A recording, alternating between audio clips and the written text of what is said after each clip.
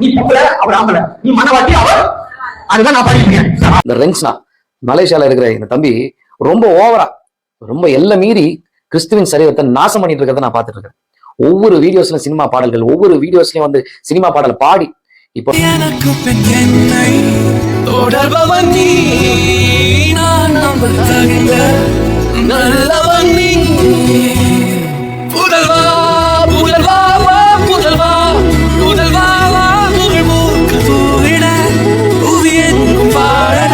டைரக்டா சர்ச் சர்வீஸ்ல யூடியூப்ல சினிமா பாட்டை பாடி அதை கிறிஸ்துவோட கூட கன்க்ளூட் பண்ணி ரொம்ப ஆத்மார்த்தமா பாடிட்டு இருக்கிறார். தேவ ஆவியினால் எழுதப்படுகிற பாடல்கள் வேற, உலகத்தின் ஆவினால் இச்சையினால் நிறைந்து பாடப்படுகிற அந்த பாடல்கள் வேற.